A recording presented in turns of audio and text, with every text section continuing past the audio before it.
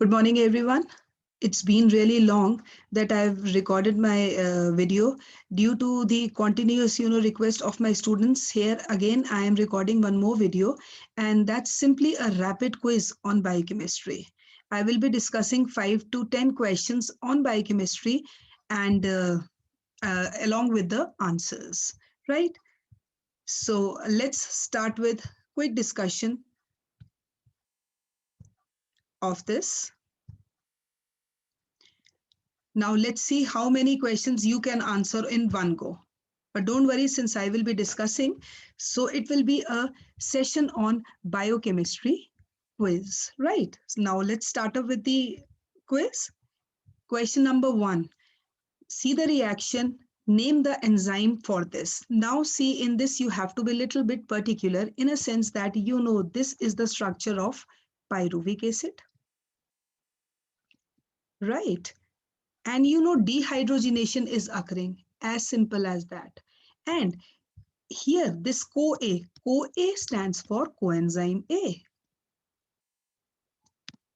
Coenzyme A. Now just give it a simple thought. Then when pyruvic acid combines with coenzyme A, what it forms? And there is dehydrogenation also. Simple. Dehydrogenation of pyruvic acid. So the enzyme would be pyruvate dehydrogenase. And all of you know that pyruvate dehydrogenase is an example of multi-enzyme complex, and it catalyzes the link reaction which links glycolysis and TCA. So obviously it will be acyl coenzyme A. And what the question is saying, name the enzyme for this reaction. So it is pyruvate dehydrogenase. So this would be the answer. Hydrogenase. Very simple. Right? Let's move on to question number 2. And this is the answer. And always remember, this is an example of multi-enzyme complex because it cannot work alone. And the most important cofactor or coenzyme is TPP, which is vitamin B1. Moving on to question number 2, identify the instrument. Now see, very simple. This instrument is a autoanalyzer. From here, we insert the sample, and then here we have to, this is the reading panel where the actual reading comes. And simple, what is the principle behind this? It works on Beer and Lambert's law. When we pass a monochromatic beam of light through a colored solution, it is going to absorb and transmit something. And that is measured in the terms of optical density. So we can actually quantify the abnormal substance present in urine or serum. So the answer is simply autoanalyzer. Question number 3, identify the structure. Now see, in this, just forget about B, C, D. They are a little confusing. Just concentrate on A. In A, you can see this is nothing but alpha helix. And this is moving like this. So this is a right-handed and alpha helix, which comes under secondary level of organization. The structural level of organization is secondary in this. So the answer is alpha helix. Identify the disease. Now these type of questions are frequently asked in the exam. The image will be given to you and you have to analyze ki the person is suffering from which disease. Now if we see this is simple dryness of the skin. Xeric conditions are there in the skin, and this is mainly due to the deficiency of zinc. Right, there is exclusive dryness of the skin. So this is identify the disease. This is simple ectodermatitis, deficiency of zinc.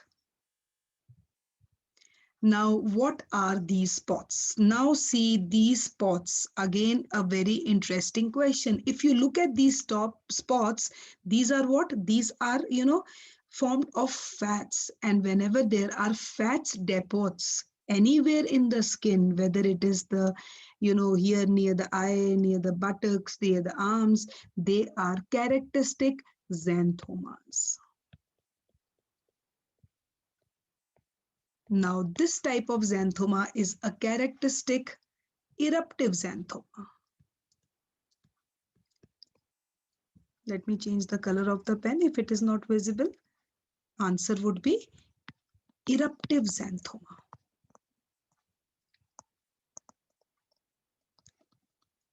Xanthomas, which are actually characteristic of different type of hyperlipoproteinemias. So the answer would be this. Moving on to the next question, what is the clinical importance of C-peptide? Now, all of you know that this is a structure of insulin.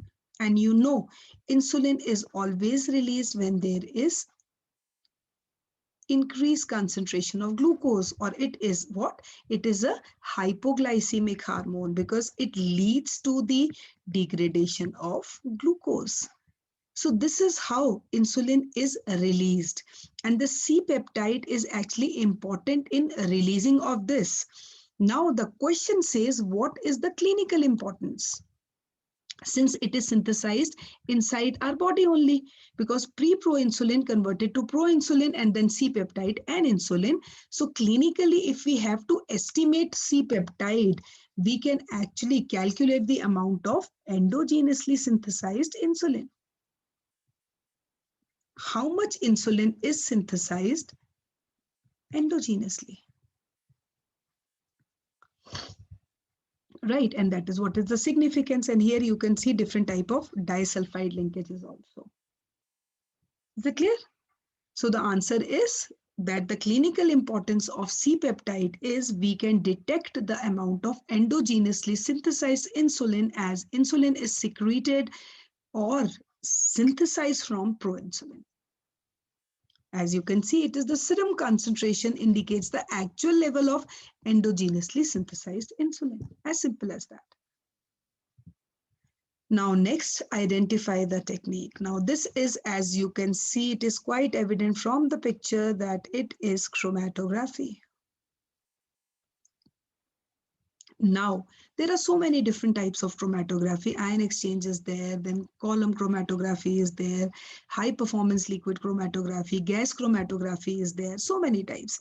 Now just look at the picture, just concentrate, and you have to identify what is this. Now you see positive charge is there, negative charge is there. And whenever there is involvement of charges,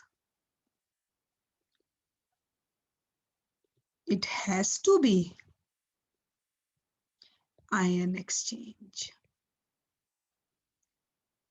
So this is ion exchange chromatography. Is it clear? And very simple. Moving on to the next question. This is a spot question. In the retina, retinaldehyde functions as the prosthetic group of light-sensitive opsin proteins forming rhodopsin. As you know, rhodopsin is the pigment which is synthesized in the dark so that whenever we enter from bright light to dim light, we cannot see for some time. And that particular time, rhodopsin is generated.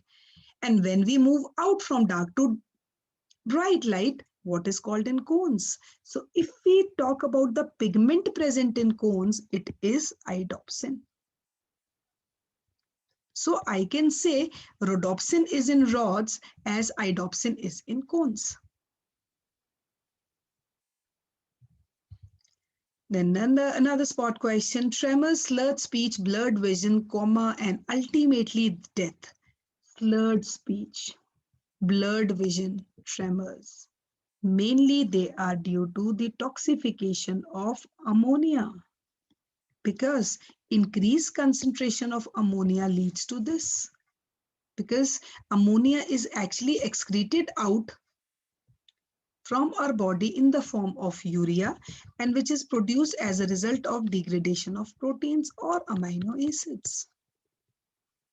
So these are the basic symptoms of ammonia intoxication, slurred speech is very important, then blurred vision, and finally it leads to coma, because if ammonia gets accumulated in the brain, it is very detrimental to the body.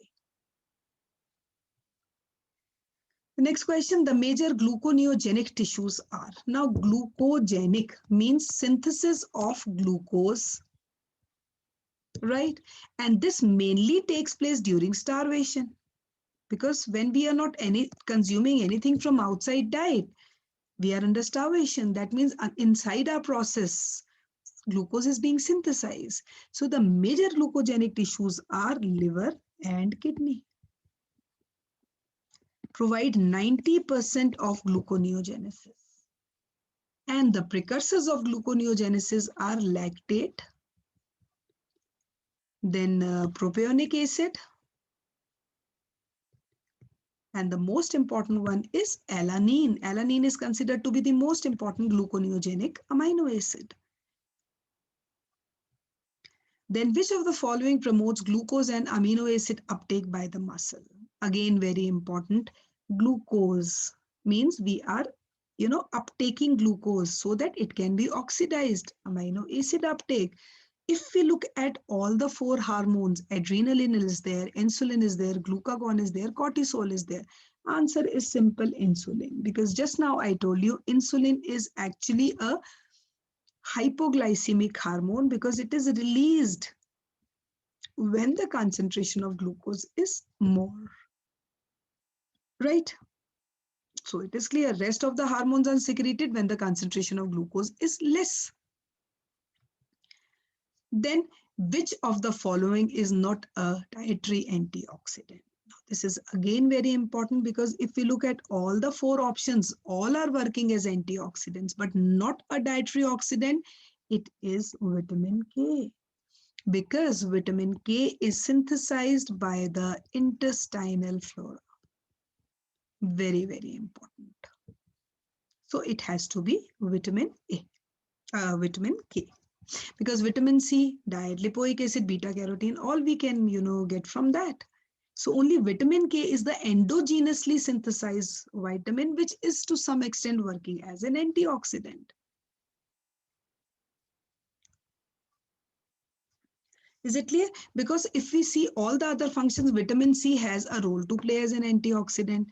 Lipoic acid has a role to play as beta carotene itself is an antioxidant.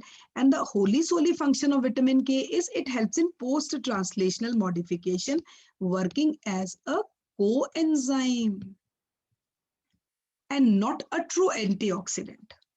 So always remember the function of vitamin K is it works as a coenzyme, and this is the only fat soluble vitamin which is functioning as a coenzyme. Then spot diagnosis. Now see, ab yahan pe in this picture you can see two very clear things. This and this. There is calcification. There is deposition on the pinna and on the eye. This is what? This is simply ochronosis.